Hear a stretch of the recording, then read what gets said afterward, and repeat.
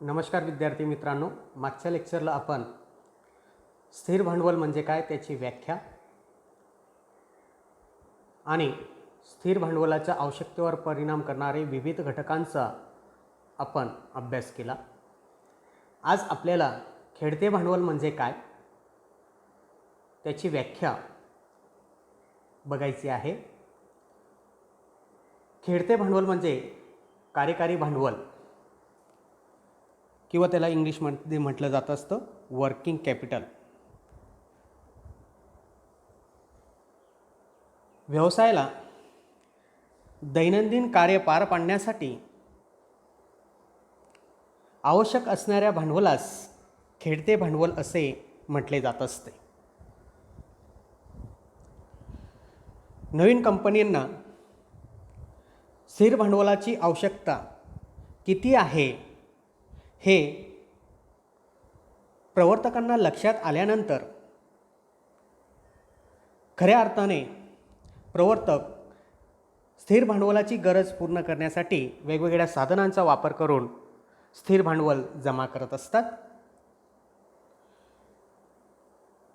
आणि त्याच्यानंतर प्रवर्तकांना आपला व्यवसाय सुरळीत चालवण्यासाठी आवश्यक असणारे कार्यकारी भांडवलाची गरज भासते, म्हणजे खेळते भांडवलाची गरज भासते।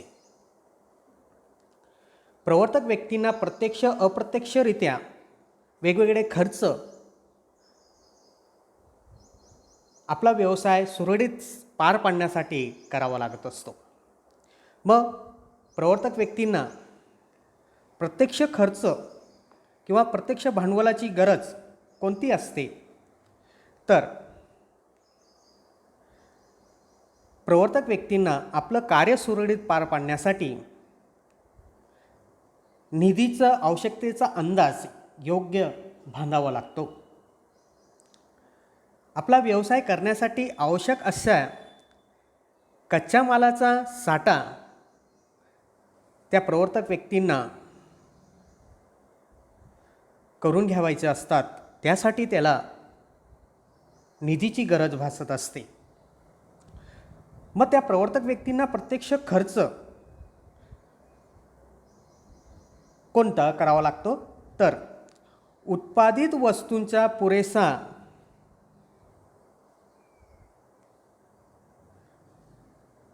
साठा करण्यासाठी भांडवलाची गरज भासत असते। प्रत्यक्ष व्यवहार करताना व्यावसायिकांना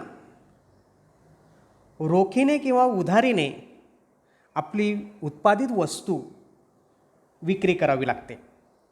रोखीने व्यवहार केल्यानंतर त्या वस्तू विक्री केल्यानंतर पैसे किंवा कॅश जमा होत जाते, परंतु तीच वस्तू जर उधारीने विकले तर व्यवसायामध्ये तो निधी किंवा तो पैसा जमा होईपर्यंत खूप काही मोठा कालावधी लागत असतो। मग अशा वेळेस अशा उद्योगांना हातात पैशांची आवश्यकता भासते, कारण त्यांना वस्तू पुरवठा करण्यासाठी खर्च करावा लागतो, वस्तूची विक्री करण्यासाठी पैसा खर्च करावा लागतो। मग ती गरज पूर्ण करण्यासाठी हातात कॅश असणं आवश्यक आहे, भांडवल खेळते भांडवल असणं आवश्यक आहे। तसेच एखाद्या उद्योगामध्ये खर्च भागवण्यासाठी रोकड खूप आवश्यक असते, म्हणजे कर्मचाऱ्यांचं पेमेंट देणं, कच्च्या मालाचा पुरवठा करणं, असे वेगवेगळ्या प्रकारचं खर्च प्रत्यक्ष अप्रत्यक्ष कारखानदारांना किंवा व्यावसायिकांना करावा लागत असतो।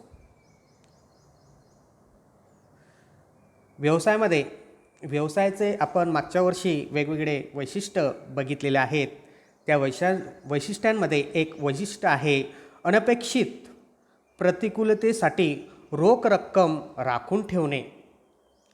हे खूप महत्त्वाचं वैशिष्ट्य आपल्याला व्यवसायाचं आपण मागच्या वर्षी शिकलो आहोत. म्हणजेच एखादा व्यवसायासाठी रोख रक्कम हाती ठेवणं खूप महत्त्वाचं असतं. व्यवसायामध्ये अनुकूल परिस्थितीच्या वेळेस ही रोख रक्कम जर हातात असली तर व्यवसायाला होणारं नुकसान टळत असतो, धोका टळत असतो. व्यवसायांना जसं प्रत्यक्ष खर्च करावा लागतो वस्तू निर्मितीपासून तर ती वस्तू विक्री करण्यापर्यंत, तसं अप्रत्यक्ष खर्च देखील व्यवसायाला करावा लागतो आणि तो अप्रत्यक्ष खर्च असतो लेखापालाची फी, विमा. मग विमा कर्मचाऱ्यांचे असतील, आपल्या व्यवसायाचे असेल, वस्तूंची असेल, वेगवेगळ्या प्रकारे इन्शुरन्स व्यवसायांना किंवा कंपन्यांना काढावा लागतो. तसेच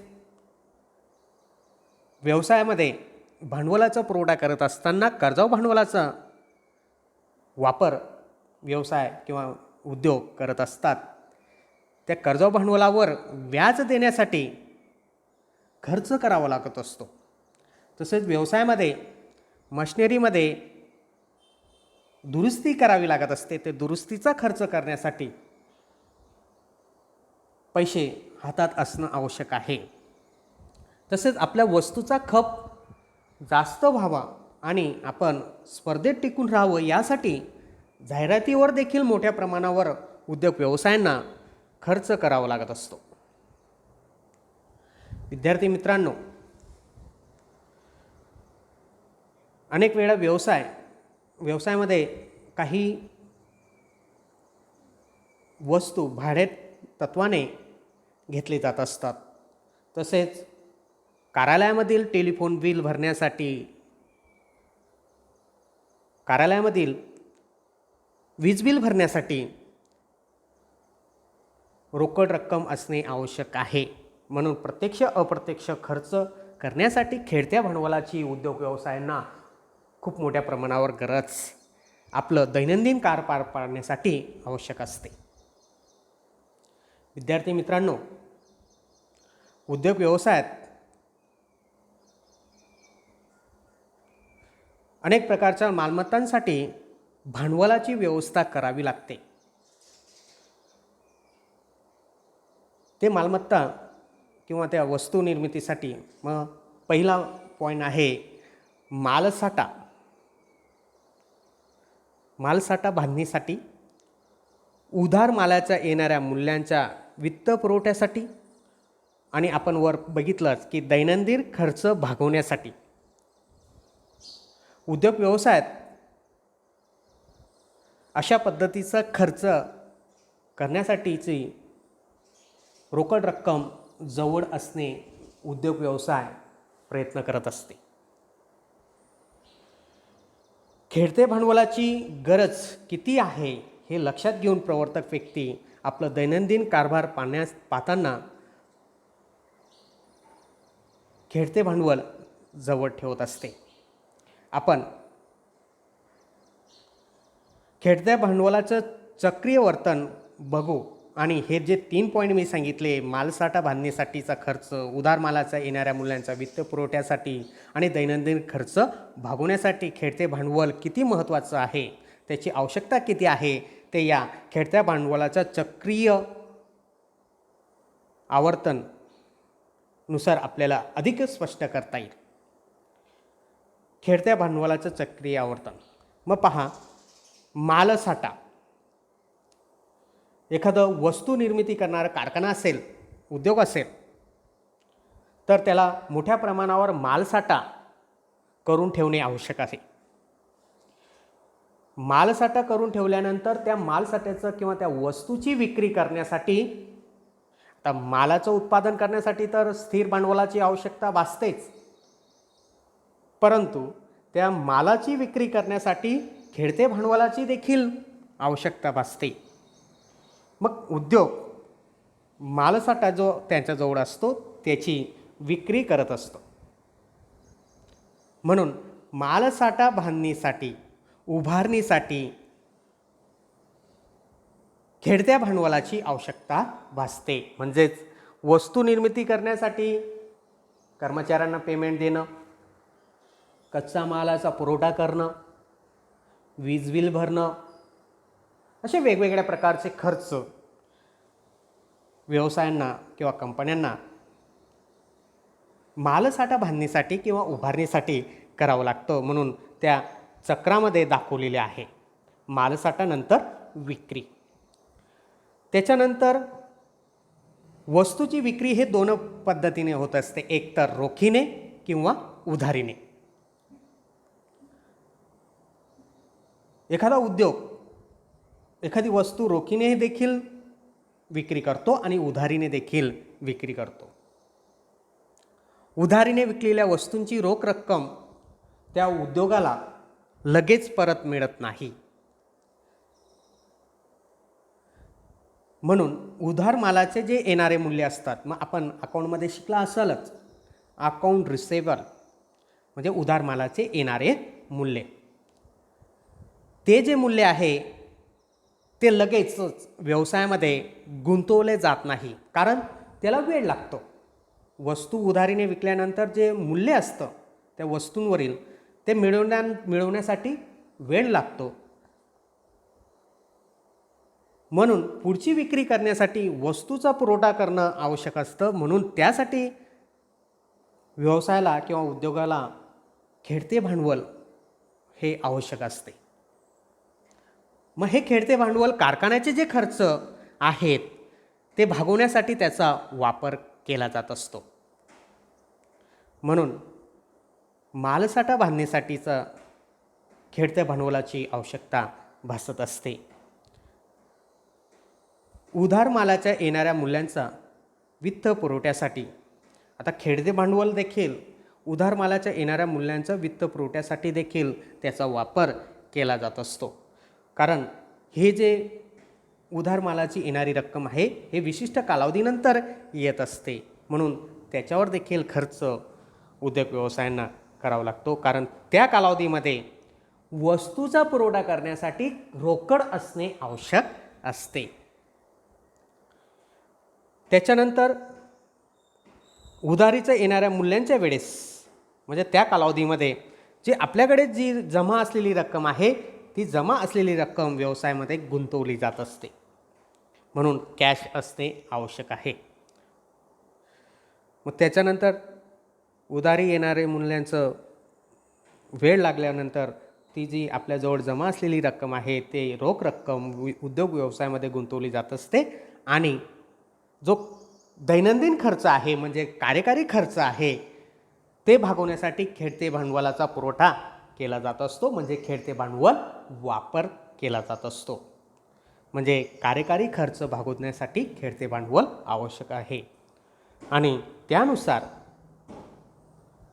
आपल्या व्यवसायामधील दैनंदिन जे कृती आहेत, मग आपण प्रत्यक्ष अप्रत्यक्ष खर्चांमध्ये पाहिलं की प्रत्यक्ष खर्चामध्ये आपण बघितलं की कर्मचाऱ्यांचं पगार देणं, कच्च्या मालाचा साठा करणं, वेगवेगळ्या प्रकारचे प्रत्यक्ष खर्च.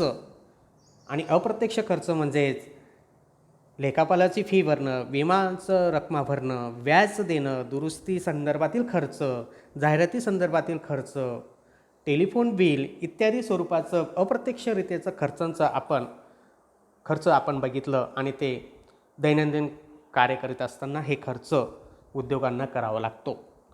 आणि ते खर्च केल्यानंतर त्या उद्योगांसाठी उत्पादन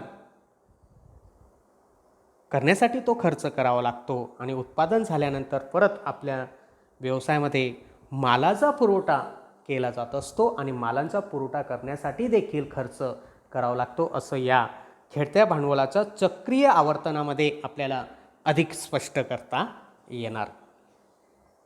विद्यार्थी मित्रांनो, आपण थोडक्यात या खेळत्या भांडवलाच्या चक्रीय आवर्तनानुसार आणि प्रत्यक्षरित्या व्यवसायामध्ये कशा पद्धतीने खेळते भांडवल गरजेचं आहे ते आपण थोडक्यात बघितलं. आता आपण काही तज्ज्ञांनी खेळते भांडवलाची संकल्पना कशी स्पष्ट केलेली आहे ते थोडक्यात बघू. खेळत्या भांडवलाची संकल्पना काही अधिकाऱ्यांनी विस्तृत अर्थाने तर काही तज्ज्ञांनी संकुचित अर्थाने खेळते भांडवलाची संकल्पना मांडलेली आहे.